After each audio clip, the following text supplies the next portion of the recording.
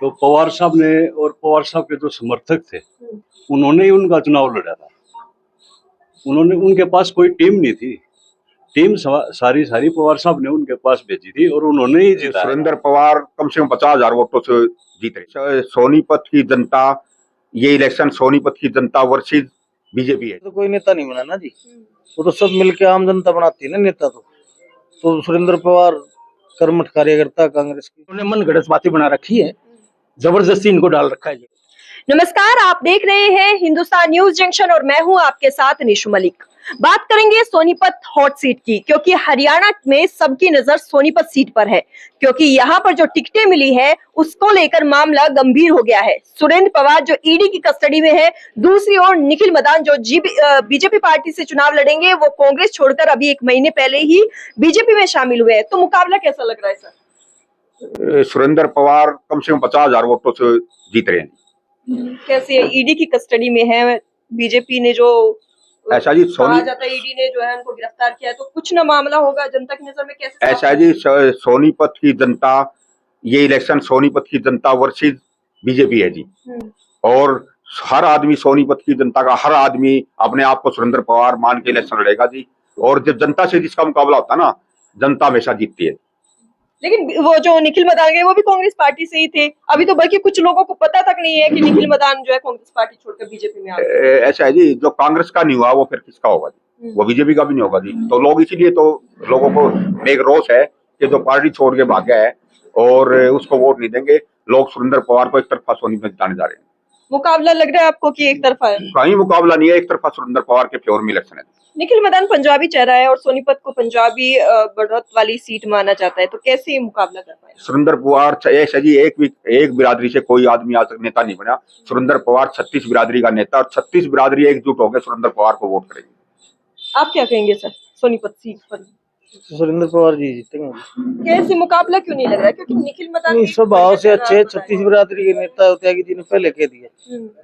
तो जो एक बिरादरी से तो कोई नेता नहीं बना ना जी, वो तो सब मिलके आम जनता बनाती है ना नेता। तो सुरेंद्र पवार कर्मठ कार्यकर्ता कांग्रेस की। आज भी जो है मोदी चेहरे पर वोट पड़ रही है। कुछ नहीं पड़ रहा जी, मोदी मादी तो हुआ लिया जी। मोदी फैक्टर नहीं चलेगा? नहीं चलेगा। हरियाणा में तो अपने वो ना जी, स्टेट की तो अपने इश्यू होते हैं ना, उन पर इलेक्शन लड़ा जाएगा। नहीं, कुछ लोग आज भी जो है मोदी का भाई इंटरनेशनल उसमें अच्छा काम करे, इस बात को लेकर भी वोट कर रहे हैं। आप भी यही? हमने मैडम आपको बता दिया, सुरेंद्र पवार 36 बिरादरी का नेता है। 36 बिरादरी वोट पंजाबी भाइयों में भी ना दी, 70% 75% वोट पंजाबी समाज की सुरेंद्र पवार के फेवर में होंगी। और 36 बिरादरी एकजुट होकर सुरेंद्र पवार को बहुत बड़ी जीत दिलाने जा रहे हैं।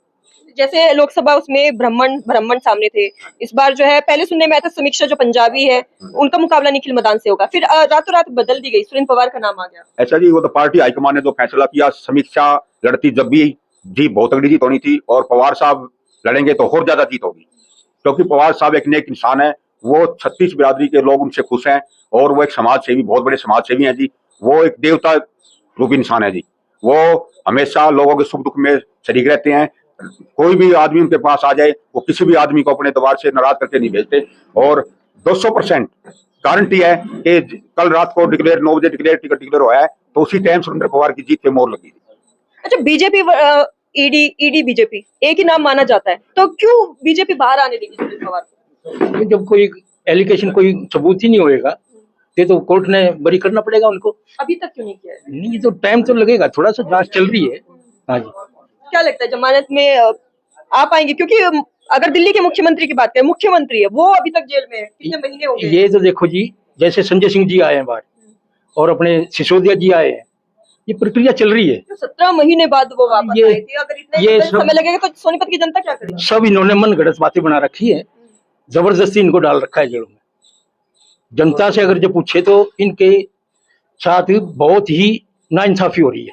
तो बीजेपी क्यों अपने पैरों पे कुल्हाड़ी मारेगी अगर जनता को पता है? इनकी अपनी सोच है, ये इनकी अपनी सोच है। ये चाह रहे हैं कि सब कुछ हम ही बन जाए, किसी और को आगे ना आने दे, और कोई पार्टी आगे ना आए। जिस प्रकार से अब बीजेपी के कार्यकर्ता हंगामा करे, इसका फायदा कितना कांग्रेस उठाएगी? इसका फायदा कांग्रेस को ही होगा। जनता ने देख लिया, 10 साल इनको टाइम दिया, अब जनता चाह रही है कि बदलाव।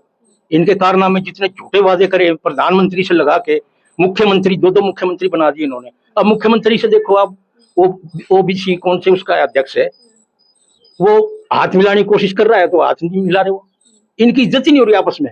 ये फूटेगा, देखो इनका गुब्बारा एक ना एक दिन फूटेगा जरूर। क्या चल रहा है इनके अंदर अंदर। टिकट को लेकर नाराजगी तो कांग्रेस पार्टी में भी है। कोई नाराजगी नहीं थी, सब एक है, सब अपने अपने तरीके से काम कर रहे हैं, सब एक है। कोई शैलजा जी भी चाहती है कि मुख्यमंत्री वो बने, हुड्डा साहब चाहते हैं उनका बेटा बने। हाईकमान का आज काम हो, हमारे और आपके किसी का उसका है ना, वो तो फैसला लेंगे ऊपर से हाईकमान, वो सबको मान्य होगा। आपको लगता है बीजेपी सोनीपत की सीट जाने देगी? गई थी तो, गई? हाँ जी गई। कहाँ, अभी तो शुरू हुआ है मुकाबला, आज तो जो है टिकट 100% देख, 101% और बताओ, हम उनको जितने नहीं देंगे, पूरा जोर लगाएगा सोनीपत। सभी 36 बिरादरी जो है कांग्रेस पार्टी के साथ है, और खास तौर से हमारे भाई विधायक सुरेंद्र पाल जी के साथ है। इस Nikhil Madan as a mayor अच्छा काम कर रहे हैं। जूनियर तो जूनियर ही होता है, हाँ, सीनियर को देखना पड़ता है। जो क्या जूनियर जूनियर कभी सीनियर नहीं बनेगा? बनेगा, बाद में बनेगा जी, जब बदलाव तो दोबारा इधर प्रगति का आएगा नियम है। तो दोबारा हमारी तरफ आएगा ना, फिर बन जाएगा। अच्छा, मतलब पार्टी बदल के आएंगे तब होगा? हाँ, ऐसे नहीं होगा जी, ऐसे नहीं होगा। गद्दारों की जरूरत नहीं है जी यहाँ पार्टी के अंदर भी। आपके पार्टी में जरूरत नहीं है, हो सकता है जनता मौका दे दे। उसके कहेगा जी, उसके अपने विचार हैं जी, जनता ने मौका नहीं देना उसको। पूरी सोनीपत की जनता ये समझती है कि जिसने उसको मदद करी, जिसने उसको बढ़ाया, उसी को धोखा दे दिया, और जनता को क्या देगा। सुनने में तो ये आ रहा है कि जो है निखिल मदान को सब फैक्ट पता है, कांग्रेस कैसे चुनाव लड़ती है, क्योंकि कांग्रेस पार्टी के अंदर से गए हैं। और कहा जाता है हुड्डा साहब और पवार जी के काफी करीब थे। देखिए जी, निखिल मदान जी ने जब चुनाव लड़ा ना, तो पवार साहब ने और पवार साहब के जो समर्थक थे, उन्होंने ही उनका चुनाव लड़ा था। उनके पास कोई टीम नहीं थी, टीम सारी पवार साहब ने उनके पास भेजी थी और उन्होंने ही जिताया था। अब चलो जो भी है, पार्टी की जैसे या किस उससे वो किस कारण से गए हैं अपने उसमें, भारतीय जनता पार्टी में चले गए। अब उनके पास अपनी जो टीम तो है नहीं, क्योंकि उन्होंने ऐसा इतना कोई वो नहीं है कि ठीक है उन्होंने थोड़ा बहुत अपना बनाया है, लेकिन वो भी सिर्फ पवार साहब की बदौलत। उनके पास अपना कोई इतना अपना व्यवहार नहीं था कि उनके परिवार का देख लो आप, और किसी का भी देख लो।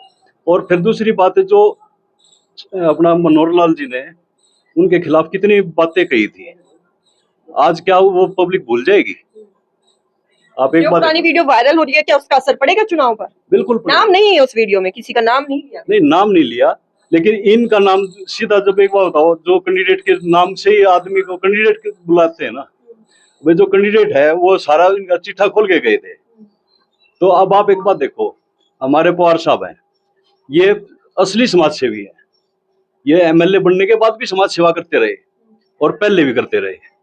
समाज सेवी वही तो होता है ना जी, जो लगा रहे, और बनने के बाद अगर छोड़ दे वो समाज सेवी थोड़ी है। लेकिन जनता कह रही है सोनीपत का तो सुधार हुआ नहीं है। देखो जी, विपक्ष के अंदर आपको पता है कि भाई जो एमएलए हो चाहे कोई भी है, अब मेयर है, मेयर के पास तो अपना एक वो आता है। हमारे पास जैसे विधायक के काम अलग अलग होते हैं, वो विधानसभा में अपने हमारे पवार साहब ने खूब आवाज उठाई है सोनीपत की जनता की। अब सुनना ना सुनना तो उनका काम है सरकार का, वो अपने कान में डांटे लगा रहे हैं या और कुछ है, सुनना तो उन्हें था ना। अब काम तो सरकार ही करती है, कोई भी हो, चाहे कल को कांग्रेस आ जाएगी यहाँ पे, अगर दूसरा बनता है तो वो भी सरकारी काम करेगी। जो मतलब अगर यहाँ से निखिल मदान जीत जाते हैं और ऊपर कांग्रेस की सरकार बनती है, तो क्या फिर वही सोनीपत की हालत होगी? देखिए जी, वैसे 100% हमारे पवार साहब की जीत होगी, और जीत पर जीत है। पहली जीत तो टिकट मिलने की, दूसरी जीत ईडी से वापिस आने की, और तीसरी जीत सोनीपत की जनता उनको देगी। तो कब वापस आ रही है आपके पवार साहब? जल्द आएंगे। लगता है आपको बीजेपी इतने और इस चुनावी माहौल में बाहर निकलने देगी? जब कह रहे हैं कि ईडी बीजेपी की है, बीजेपी ईडी है, तो क्यों बाहर निकलने? देखिए जी, हमारा तो ये है, हमारे जितने भी अभी तक समर्थक हैं, हमारे जितने भी हमारे साथी हैं, कार्यकर्ता हैं, वो हमारी तो एक ही बात है, चाहे उनको जेल में भी रख लें, जब भी हम उनको जिताएंगे। काम कौन करेगा फिर? हम सब उनके जगह खड़े होकर काम करेंगे। अभी तक वोट फिर मांगे। क्यों सोनीपत का सुधार नहीं किया? क्यों सोनीपत को डुबा दिया गया? जब सरकार दूसरी है जी, आपको भी पहले भी वही रहेगी। नहीं, आप एक बात आपको देखो, लगता है हरियाणा में कांग्रेस बन पाएगी? बन गई जी, बनेगी? हाँ, कहाँ बन बिल्कुल, गई? बन गई। आपको लगता है कि इतनी हाँ, आसानी से बीजेपी जाने देगी? नहीं, उनका कोई जनाधार नहीं है जी। पूरा जो है, पूरा का पूरा हरियाणा प्रदेश, खास तौर से पूरा नाराज है, जो पूरा इंडिया नाराज है, जो कुछ होता है। अभी तो इलेक्शन यहाँ है, तो सरकार कांग्रेस की आएगी थी, बिल्कुल अच्छा जनाधार बना हुआ है। ये तो लोकसभा चुनाव में भी कह रहे थे, तो लोकसभा 5 सीटें आई, बड़ा अच्छा है। वो भी कहते राहुल गांधी प्रधानमंत्री बनने वाले हैं, लेकिन नहीं बन पाए। कोई बात नहीं, फिर दोबारा बन जाएंगे, क्या बात होगी। ये तो उतार चढ़ाव होता रहता है, थोड़ा बहुत तो जरूरी है। तो आपने विधानसभा चुनाव पर सोनीपत की जनता की राय सुनी है। इस बार विधानसभा चुनाव काफी दिलचस्प होने वाला है, मुकाबला काफी तगड़ा है। क्या कुछ होगा खास, लगातार हमारे साथ बने रहिए और देखते रहिए हिंदुस्तान न्यूज जंक्शन।